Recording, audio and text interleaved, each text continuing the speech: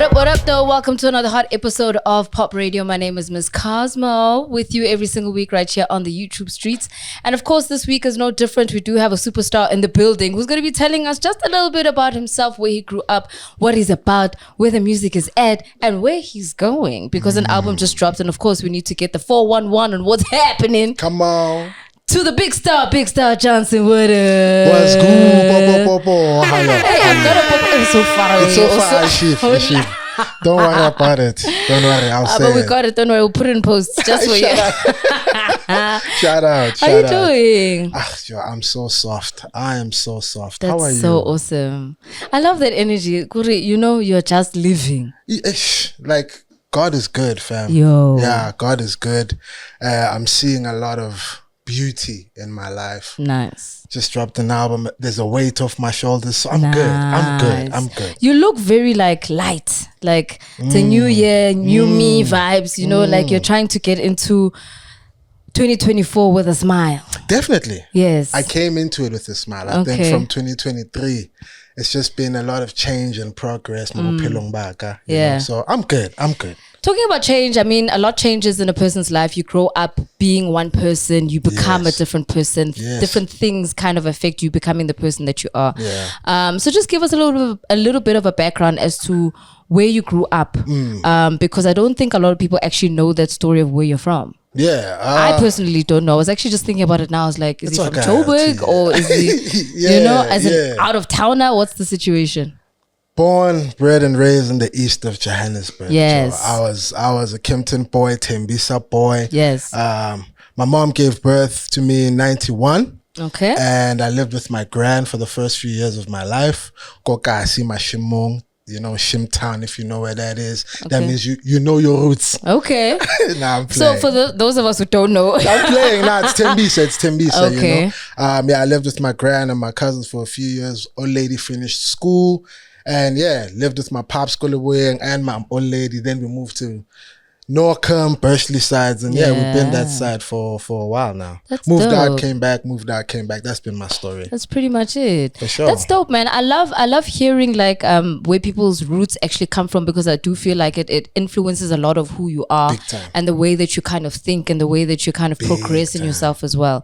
And you know, sometimes I have this theory that people who come from out of town have this like, oh, I need to make it in the big city. I need to go to Joburg. So it just feels like people from out of Joburg have like this bigger push to make it. Facts. But you being born and raised in Johannesburg, you're also kind of growing up within the lights, even though you're in the hood. But I mean, you're close enough to where everything is kind of happening. Yes, absolutely. What was it that was still kind of driving you to then say, okay, you know what? I need to kind of push my limits a little bit, because being in this town is comfortable. Yeah. You could easily just say, I'm already in the gold. You know what I mean? Yeah. But what was it that made you want more for yourself? I feel like it's only now where I've embodied that energy for real, you know? Yeah, like it's only now where I'm like, now I can feel that hunger again. For the longest time, I think I just had a huge respect for the music, you know, a huge respect for the art. I've always been a writer, playing instruments, you know, so like my passion I fell in love with it there, and it's always been around me for all these years. And I just loved it. And I think opportunities just kept popping up for me, you know, traveling opportunities, gig opportunities, the hustle as an opportunity. So yeah, it's just out of respect. And only now do I feel that hunger of this artist, I need to come back and do my thing. But before, I was just riding the wave. Riding. You know? Look at you, man. You know, talking about different influences, because I mean, Tembisa has given us quite a lot of talent in South Africa. Yes. And obviously there's a lot that you can look back on and be like, yo, this person's from the hood. They kind of inspired me. But then there's other people who are your peers, who are your age, who are also really doing big things. Who are those types of people that have kind of, you know, you've looked at and you've been like, yo, if this guy can make it through, for sure, then I can also kind of model myself in that direction to move forward? You know, it's crazy, Cho. If Uploma like Tembisa and your folks are from Tembisa, then you know that your folks know every parent in Tembisa. So like my folks will tell you, man, tamala shimza. Tamala shimza, or tamala man, kimita man, rizin, So yeah, like I think I've always had that narrative around me. So I've always known it's possible, you know. And I think like not in high school. In high school, I was in high school at the same time as Pretty Ugly, Frank Casino. So they were already signed to Armo at the time. Like I think in grade 11, grade 12, they were signed to Armo. They were doing their thing, but because we shared stages, I always felt like, man, this thing is not so far-fetched, you know? And when I was in varsity, I played in a band, and, you know, I was at Opi Kopi, I was at the Hansa Pilsner Festival of Legends when they had the Brenda Fassie hologram. Heavy. I played drums at that, you know what I'm trying, so it was never out of reach, you know? That's almost how I knew it was a calling, you know? It's sort of like it's always there. So it's just... So what was it that actually got you into learning certain instruments? Because playing the drums is not something that happens to every kid who grows up kokasi. For sure. Playing whatever other instruments that you do. So for sure. What were the influences and what actually got you into playing the specific instruments that you do play? There was a Sunday. We're going to church, kokasi. My crezo can go Luther, so we're going to Lutheran church. I know how to go gating. They close the gates, you know. So old ladies like, let's go home. I'm young, and it's me and my little brother. On the way back, we see a church that's really close to the house, and my mom is like, let's check it out. When I walk in there, that was my first time seeing a live band. They've always had the live band aspect, and I was like, whoa, what? This guy's playing. And I think after the service, I went to that rocker dude. He was like a rocker dude. Yes. You know, his name was Clayton, you know. Shout out Clayton. You know, I was like, Clayton, bro, what's this? I want to play. He's like, oh, come through Thursday nights. I'll teach you. And I think because I met a guy who was like a chilled dude, he was so inviting also. So I think it's that. I fell in love the first time I saw it on that Sunday. I even told old lady, I was like, yo, we're not going back there. We're staying here. We're staying right here. Yeah, so it was that. Like, if I'm to be honest and transparent, it was seeing a live band in a white church. Yeah. All those years ago. That's amazing, man. And it's just life-changing as well. It also kind of sparks something in you. Definitely. So, is it only the drums? No, it's the drum. So if you also, like, my story is not a very unique one, you know, it's my story, but if you come from the church, you know that it's very rare that you learn one instrument. Oh, really? Know? Okay. Yeah, they'll teach you the drums, and then sometimes the keyboardist ain't there, so you got to learn how to play the keys. Sometimes the bassist ain't there, so you got to, you know. King, but already hangover, so they didn't make it to church. Look, I have my fair share. You know, Linna wasn't the best of the best. Yeah. Mara, I tried to be consistent for a very long time. Yeah. Very long time. Yeah. That's dope. All right, so it's keys, it's drums, it's what else? Bass. Yeah, bass. And then guitar just always whipped my ass. Like I tried it, but I know you're trapper. Really? Yeah. But that's dope. You know, I think it also kind of lends to being a musician and being able to hear music differently. Definitely. Because you also hear the different elements that come into it, not only just your voice. Definitely. So big ups, man. I really appreciate the fact that, you know, you've got that kind of instrumental part of you. Shout out. Talking about the different things that have kind of influenced you as an artist and kind of grown you a bit. I mean, you spoke about the hustle. I mean, I think that's where everybody kind of recognizes you from first. For sure. You win the hustle, you've done the show, you've taken the accolade, which is really awesome. But everybody always has a thing where they sit back and they be like, ish, but if I had done this thing differently, or if I had done 1, 2, 3, change this or change that. I mean, it wouldn't have changed the outcome. I mean, you won, so shout out. Yeah. But I'm sure as an artist, there's some sort of perfectionism in you that makes you feel like you could have changed something. For sure. What were those certain things? I think I would have shown my personality more, you know? I put so much into the art. Like, I even feel like for you to know how I really feel, you have to listen to one of my songs, you know? But I would have shown my personality more, Joe. Like, I think it came across in the diary cams, but within the art itself, I was too challengement, even though we killed it. Yeah, like, it was just, I just would have shown my personality more. Is it? Yeah, that's the one thing. Really? That's it. That's everything else, your raps, everything else, you're just like, killed him, it's fine, whatever, did it. Yeah, for real, Joe. Also, there was a cash prize, right? Yeah. What did you do with the money? So, because everybody does weird things with the money. Yeah, we blow it. Buying bottles, get the ladies, finish. Yeah. So with the racks, I obviously they tell you 250, but then by tax I barely. Yeah. After the tax, it was a payment arrangement of 10K per month. You know, yeah. Why? I look, yeah.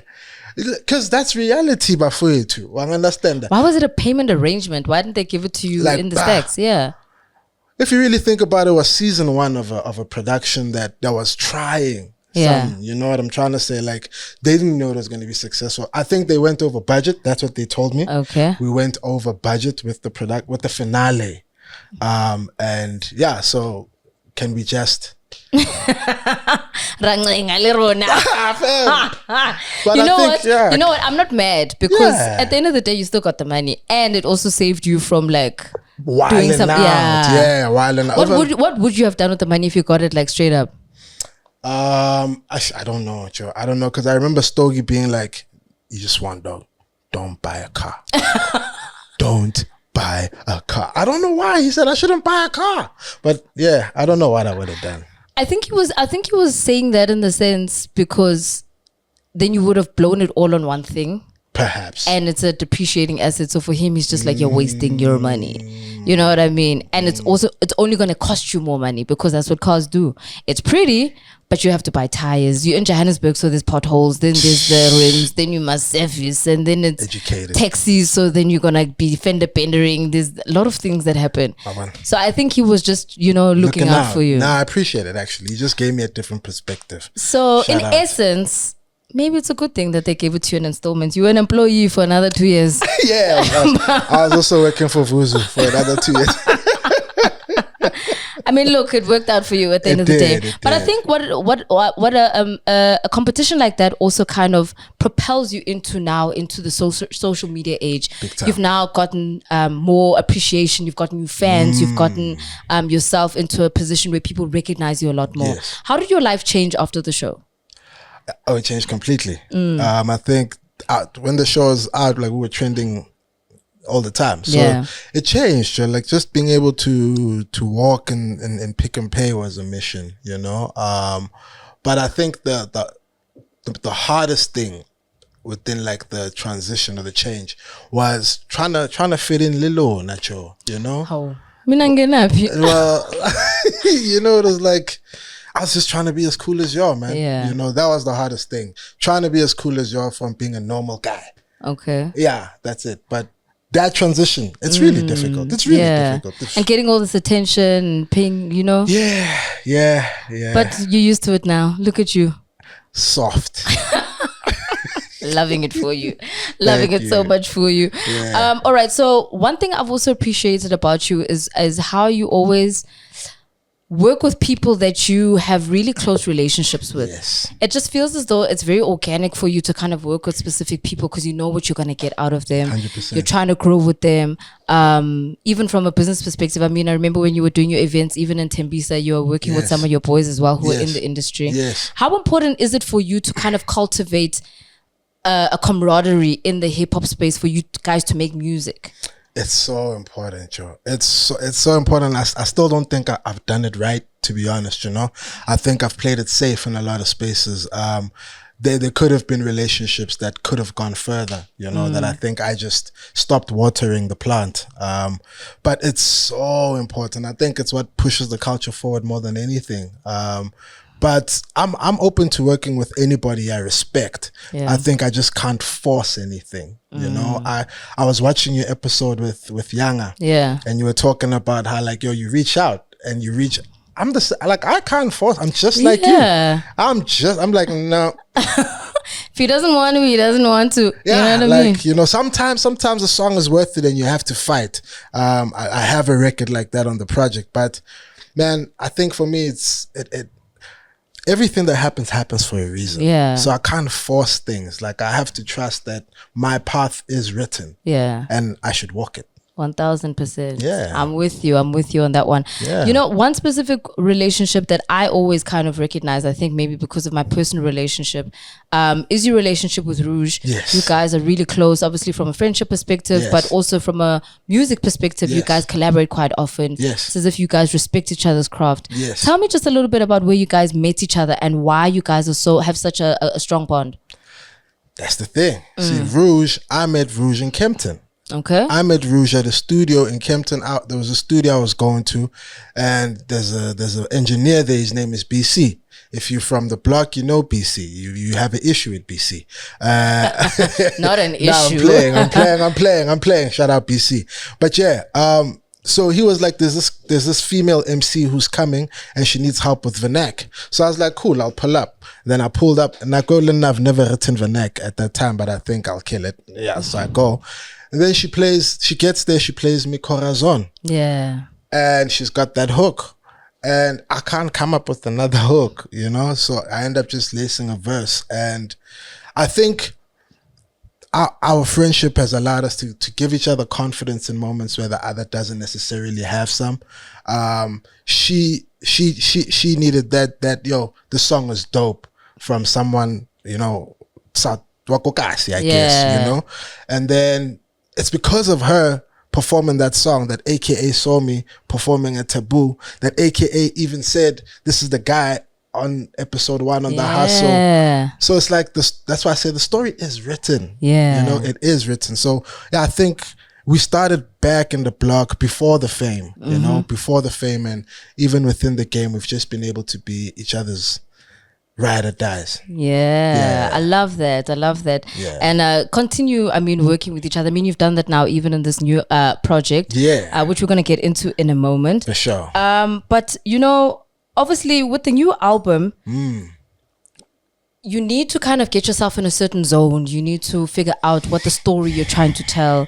Tell us a little bit about how you got yourself into a space to say, this album is going to be about this, because I think albums tell a certain type of a story, and you need to kind of then understand what you're trying to portray. Whereas singles and mixtapes can be just whatever. You're just doing it for radio, you're rocking. But to be in album mode is different. Yeah. So what was it that you kind of had to then settle into to then say, okay, we're doing a project for this one? So I spent a few years not writing, right? Like, really? Yeah, 2 years or so, not writing a single verse. Why? I just fell out of love with it. Also, like, you know, Writer's block? It wasn't writer's block. It was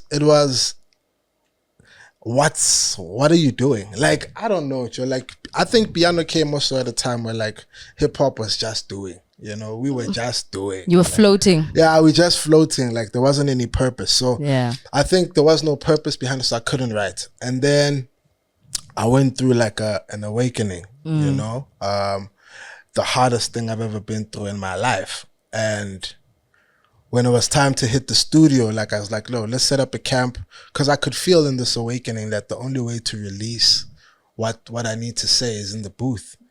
So I set up a camp and we recorded these songs, like 8 of the songs on the album in 3 days. So I think there was no channeling. It was something that just had to come at the time that it had to come. Yeah, I just let it happen. You know, it was being a vessel, like you were saying. Yeah, like I didn't plan this album. I think my soul just wanted to talk, and I allowed it to. That's good. Yeah, I allowed it to. I love that, because then you're getting the organic flow of the music out, as opposed to structuring to say it has to be a radio hit, so it must sound like this, and it must do this, or whatever. 100%. Okay, that's dope. Yeah. Tell us a little bit about the album itself. I mean, it's called Caesar. Yes. We see on the album cover, on the artwork, you've got your dad as well as you. We look alike. Hey, twins. For sure. It would have been dope actually if you could actually, you know, this is what I miss about physical CDs, is that you could actually add more to the album artwork, where you could maybe show pictures of him as a young guy, maybe you and your baby picture and his baby picture, and show slapped. Do you understand? This is, I'm an old soul, that's the thing, so I'm thinking back to that. Now slapped, on Apple Music, you just get one picture, you must run with it. Yeah, and that one picture must tell it must just tell the full story. Yeah, you know what I crazy. mean? Whereas with the CD, you were able to give a little bit more. But just tell us a little bit about your relationship with your dad and how he inspired you for this album. I grew up saying to the whole world that my mom is an angel, my dad is a gangster. That's how I grew up. Yeah. Because it's so cool to say my pop's a gangster. But yeah, he was just a hustler, Joe. Pandang, and he's a black father, you know. He's a black father in South Africa, you know. I think that also takes it a little bit deeper. He was a cool dad, always never at the crib, never home, but like always slept home, you know? And I think that narrative always left me baffled, like, okay, who is this guy? And I ended up just tapping out of understanding him for a very long time. And when this awakening happened, it was a matter of, yo, you need to talk to your father. And I didn't understand where to start because I live with the guy. You know, it's like, okay, wait, but like he's in my life all the time. How to talk to your father? What do you mean? And it was a matter of understanding his story. And the time when I'm trying to understand his story, him and my mom are getting divorced. So I'm seeing the ugliest side of the story. Like it's at the peak of what's inside me. It's at the peak of its worst. But I also see the beauty. And being able to see him, being able to see him, like, you know, when you see someone, Joe, and when you see him, you see yourself, man. And that was after creating the music. Really? Yeah. So this thing took a long time. So it was talk to your father. Sharp. I'm talking to my father. I'm trying to get to know the guy. Set up camp, go studio. Now I recorder. But there was a moment, Joe. Because these songs were also talking about lineage. Go home, find out your grandfather's story, your grandmother's story, find out who they are. No, do you even know your great-grandparents' names? Do you even know your great-grandparents' names? Yeah. But you can tell me about Jay-Z's mom. Well, I understand. Yeah, I get that. So like I had to just face those realities. And then I saw him. And in seeing him, I saw me. And in seeing myself, it's like I saw my soul, I saw my higher self, and I saw where I'm going. Yeah. So I sort of got the map now, and I'm headed to a certain destination with that image in mind. But dope. It started with Caesar. It took me like a time, Joe. That's great, man. So if you're saying that, because in my mind, I'm thinking you're having this conversation before you get into studio. So how do the two moments now collaborate for you to be able to finish the album, for you to even name it after him, for you to even do the artwork the way that it is? Because it was clearly all happening at the same time. Yeah, it was happening over like a space of like a year, you know, where everything was just ballooning, everything was blowing up, you know. So the conversation never stopped. When I started recording this project, I was in a certain living situation, and then towards the end of the project, I was living with my father, you see. So even with living with my father, like just to get to know him that way, he's also getting old, you know, and he's also living alone. So it's like, there's so much to know. Yeah, life is deeper than we really talk about. So I think even now the conversation is still happening. Okay. Yeah, even now the conversation is still happening, and I think it never ends. It never ends because humans are so layered. Yeah. But the album, Caesar, it's an ode to him. It's to say shout out for what you did for me. Shout out for being you, for existing, because now I can exist. Yeah. And this all kind of it's brought you as an artist full circle. 100%. You know what I mean? And kind of filled in a couple of blanks for you as well. 100%. So working on the album, you've also worked with a lot of features on the album. Yes. As I mentioned, Rouge is on. Yes. You've also got somebody who's very unexpected, which was Oscar Mbo. Tell us a little bit about that collaboration, because I mean, yes, you're the rap guy, but now you're working with, for sure, a deep house DJ. Yes. What was it about that made you say, okay, I need a different type of spin for the album? So with this album, one thing I was very intentional about was to not, I've always made this mistake in my career. If I see myself working with you, I would sort of position my song to suit you. So I feel like I did that with Scooper, with Questa. You know, like that was Questa's pocket. I feel like I did that with the songs that I did with Zucci. Those were Zucci's pocket. So with this album, I was very intentional to say I wanna create my pocket and then invite people into it. Even with Rouge, the record that we did, you can tell that it's not the typical average. So I brought them into my pocket. So we created the record Look Around, and I felt like there's only one guy who can give me the proper cosign and sign it off, you know, and be like, okay, this is a good sort of deep, it's not deep house, but like what I'm attempting The sound I'm attempting to create, does he get it? Because it's influenced by the stuff that he works with most of the time. And when I sent him the record, he was like, bro, just touch up 1, 2, 3, but this is money, bro. Yeah. This is money. And yeah, man, I think it was dope. I mean, the encounters that I've had with him, the conversations that we've had about music even, and I can tell how much he loves it and respects it. The struggle he had to go through, his story, Yeah. it just made sense with this project, and everyone who I worked on this album with, I'm a fan first. Nice. Yeah, like I actually bump you. That's dope. I actually play your music. So yes, Oscar was the hottest guy, but like his house is actually. How did you actually get that one?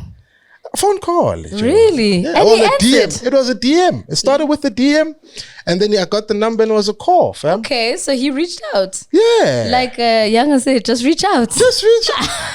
Joe. But you didn't reach out 10 times. No. You reached out once. Once. See, that's the difference. Not this hounding somebody Listen, to come Chief, to your studio. Chief knows. Yeah. Chief, there's a record I got with Chief. You don't know me and Chief, the back and forth we went for that record. Chief, but he's a G. Can you see why I was arguing with him? Yeah. Because he's actually not the guy. Please. I appreciate your vest, dog. I appreciate your vest. Let's do another one, dog. No, we love you, Younger. Yeah, Don't of worry. course. We're just whiling. We're Yeah, just of course, whiling. we're just spinning around. Okay, so I appreciate the fact that, you also try to kind of extend yourself, because Yes. being from such a big musician background, like you've mentioned about the instruments that you play, you want to be able to play around with different Yes, things. yes. And it's dope that as South Africans, and I think that's also what piano's also kind of taught us, is that you can't stay comfortable. 100%. Yeah. How did that change your mindset for what you wanted to do for the album? Listen, the first thing that I wanted to change and I had to learn was how to write in vernac, Joe. Really? Like before this album, I never really gave vernac a real shot. Well, I understand. And rapping in my language. Weren't you side-eyed for that when you were going back to the hood? Like, when a BIGSTAR. Never. But I was representing. Never. I don't think I ever changed who I am. Yeah. But I think just in my art, it's something that I had never incorporated. I never listened. America too much. So yeah, that's the first thing I wanted to do. I wanted to challenge myself on a vernac level. Second of all, I was like, sonically, I want to create the type of project that embodies everything that I like. I like house music. I like piano. I like soulful music. I like gassy music. I like trap. I like, so that I don't have a trap song, but yeah, I like different things. We are layered human beings. Yeah. Right? But we always have this thing like you have to be one thing.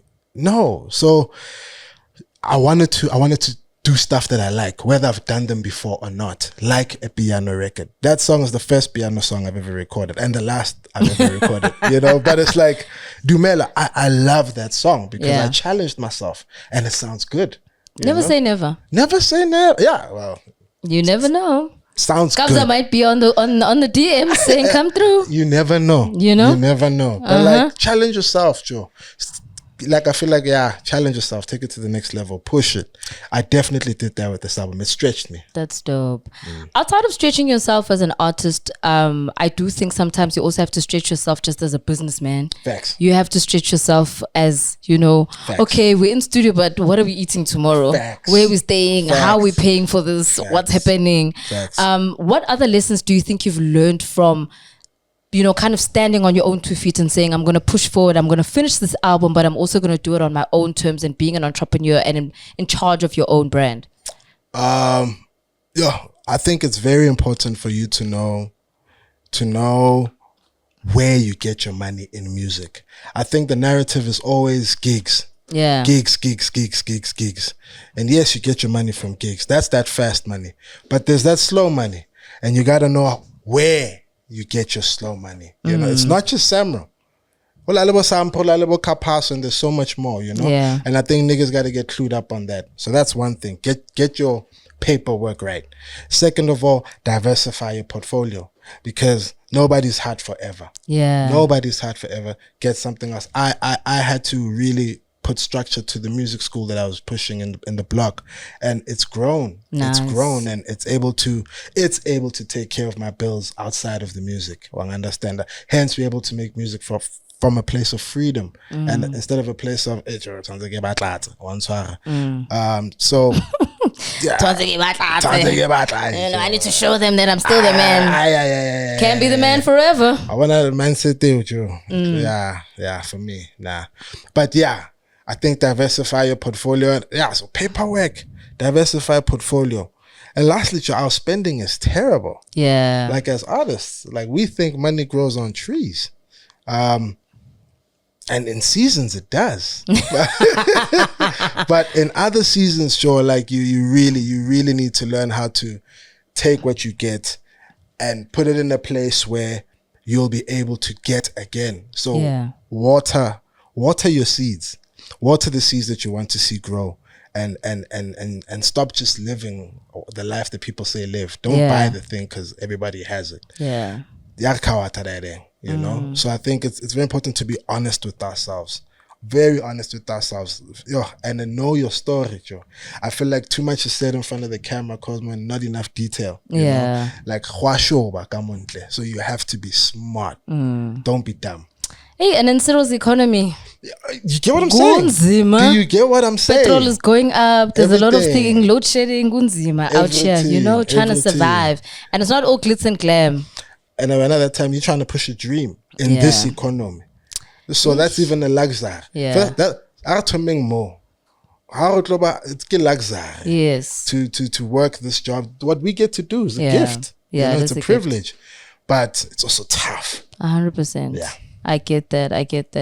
All right, so on the album, I think there's 13 songs if I'm not mistaken. 13 songs, yeah. Favorite track on the album? And why? Oh, my painful. For me, it's my painful. I know it won't be for many people. I think there's a lot of pain in that song. I think at the end of that song, you can tell the healing. You know, you can hear, I can hear the vulnerability. I'm telling you the story about how I met my brother 14 years, 14, time he's here for the time, all ladies, you know, she's tearing him apart. Yeah. And it's like, I don't understand. But just that's where it all started, the whole life is not a dream. You know, I realized for me, that's where life is not a dream. Life is a dream, but it's not what you think it is. There's two sides. It's not all romance. So my paper for me is the realest song. And I think it speaks my heart a lot. That's beautiful. Yeah. What's your favorite song? I'm still listening to it, to be fair, if I have to be very honest. Yes. I only started bumping it today. I'm so sorry. That's okay. But, That's I mean, to be fair, it dropped last week. Give me a chance. Yeah. And there's a lot of music out there. Give me a chance. Facts. But I promise to give you feedback. Okay, shout out. I promise to give you feedback. Shout out. Like I said, I only started bumping it this morning, but I will give you feedback at least by Monday. I'll give you a favorite tune. To that. Don't worry, I've got you. But I am enjoying the journey, and I think that's what I love about albums. Being a person who's always kind of fallen in love with music, for me it was always the album journey, because I get to hear a different side and what you're trying to take me through. And that's why sometimes, I mean, as a club DJ, I like the mixtapes because the mixtapes are where the club songs are. But then as a musician or like a music lover, I like the albums because I love the journey. So people read books, I listen to albums. Oh, I get it. Do you understand? I get it. Yeah, so I need to take my time through it. You're a real person, Joe. Do you understand? And, that's it. Be a real person. Exactly. Sure. Recently, you also kind of spoke about, you know, your pen game and how you weren't really yourself, but there was a friend of yours who kind of brought you back into, you know, writing a little bit. And you tell us a little bit about that link up and how that person kind of helped you get back into your writing again. Yo, he's gonna appreciate me saying his name. Khotso, Njaka. You my dogs. You know? Yeah. Back when I was learning how to play the drums, this is the guy who was like my peer, but he was better than me. You know, so there was always someone to be like, that's the benchmark.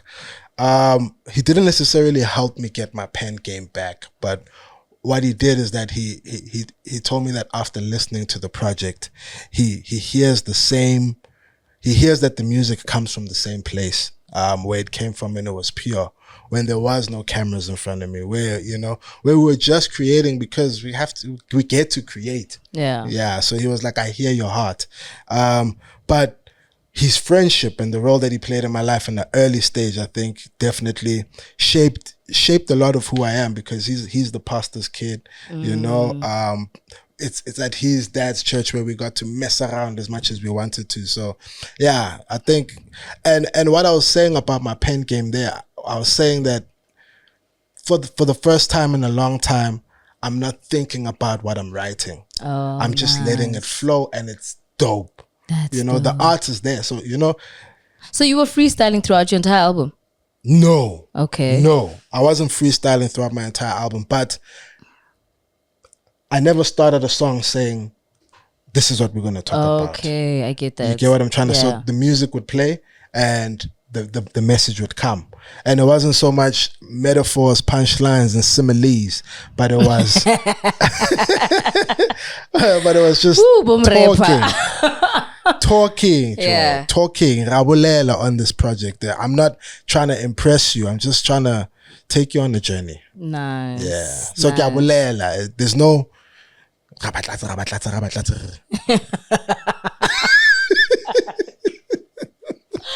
That is so funny. You know, it's so funny hearing that come from a rapper, because I say this all the time. I'm always just like, hey, rappers. Yeah. Always gonna come with it. And it's like, can't tell you what you're doing a whole lot of nothing right now. I can't tell you what it is, because I can't tell you what it is. Hilarious. But I think that's also what sets you apart, because you're actually a musician who raps. For sure. Like I'm not trying to kill you with how I say this, but I'm gonna say it in a way that's gonna kill you.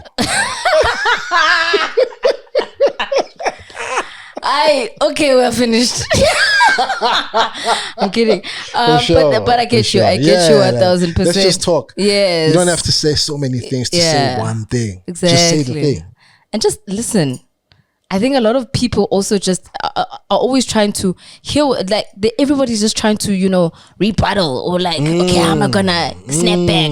No, just take your time and hear the story, hear the movement, hear the direction. Just listen. I hear you. We get you. All right.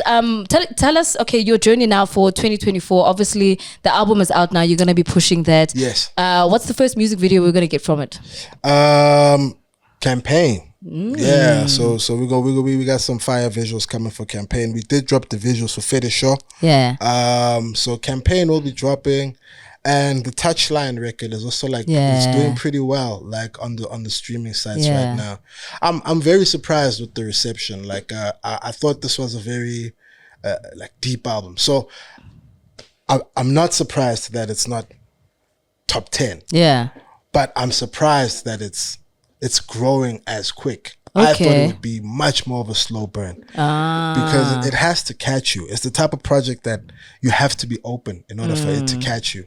If you're looking for what song do I like here, you're not gonna enjoy this project. Yeah, give yourself time. So yeah, the Touchline record is doing well. That's Campaign dope. is doing well. That's dope. So, don't you feel that that people are also still wanting to listen to music that still speaks to them outside of being in the club? Because like you're mentioning, this album is about listening. So maybe not club, but obviously for like, you know, groove, chilling in your car, at home, branyana, hanging out, that type of vibe, because people still want that. 100%. You know? 100%. And what baffles me is that people will go for those sounds with the American music, you know, but there's so much talent inside you know, with real authentic music, Joe. Like it's there. It's just, I think it's not in the mainstream. So it's just about push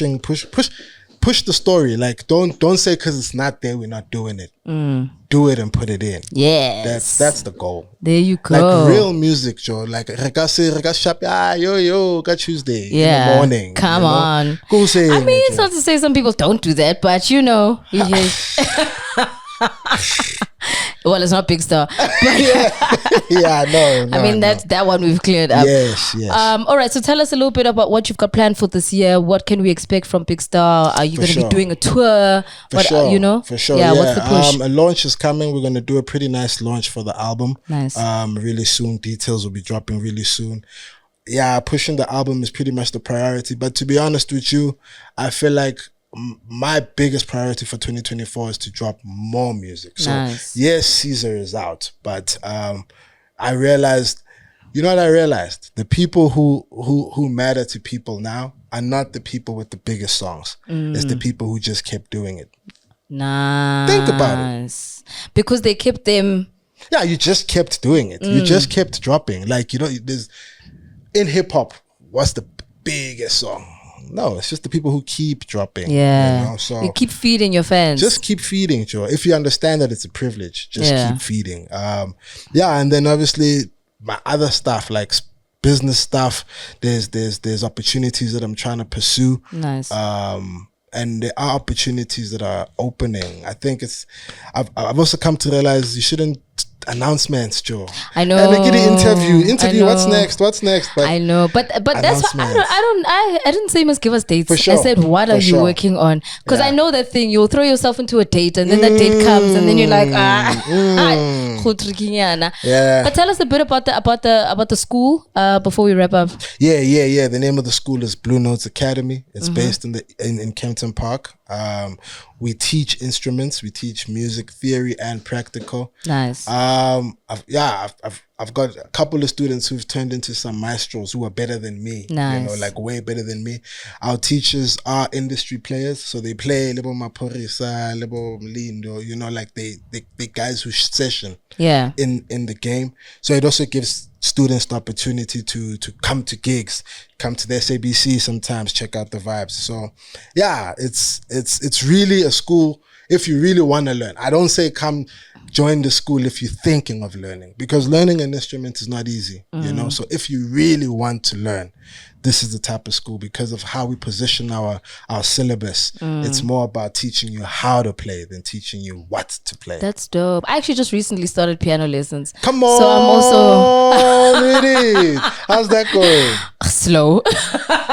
As it's supposed to. But Joe. I'm appreciating it because personally I would have liked to have started like when I was still a child. Of course. But I also have that idea of it's never too late to start anything. 100%. And for me, it's not about ticking off something that I wanted to do. I have a bigger vision of what I'm going to do with it. So that's why even what I'm learning and how I'm learning is, it's not necessarily, no, please, I'm not Alicia Keys, relax. No, calm down. No, but even the ear, right? Yes. It's good for you. Yeah, it helps with the ear, it helps with the DJing, it helps with the music making process, it helps with creating ideas for other things. So for now, I'm really just having fun. Don't worry, I'm still very Baba Black sheeping it out. For sure. You know, Mary had a little lamb. There, Joe. I'm still there. Everybody starts you know, there. but I'm gonna get there. No, 100%. Shout out to you guys. Shout out. I know it's hard. Even now, I'm trying to pick up the guitar. Like I'm like, okay, it's around, Joe. You've got people who can teach you every day, but you're not doing it. It's hard. So big ups to you for even trying. Thank you so much. And big ups to you for coming through and for joining us here on Pop Radio. We appreciate you. We appreciate your music. Thank you for coming back. Thank you. Thank you for giving us the music. Thank you. And keep on pushing out more content. I think people want to see a little bit more, hear a little bit more. For sure. Maybe even because we don't have, album sleeves, maybe you can give us a what series of the album. Bit it. You know? We've been recording That's what the I do. process. You know? No, Cosmo's a plug. I'm gonna start texting people when they take my ideas on the show. Yeah. No. I'm joking. It's okay. Run with it. It's okay. Charge it to the game. Thank you. But I appreciate you and keep on pushing and shout outs, man. Shout out I'll to definitely get back to you on that favorite song. Thank you very much. Shout out. There you have it. That is BIGSTAR Johnson joining us today on Pop Radio. Continue to like, subscribe, comment. Let us know exactly what you like, what you don't like, and who else you want to see on Pop Radio. Continue to follow BIGSTAR Johnson on BIGSTAR_live. You know, if you look there, you'll find me. Yes, if you look there, you'll find him. Of course, you'll also find us, POPcast for real, POPcast everywhere. But we're still here giving you the Pop Radio. We'll be back again next week.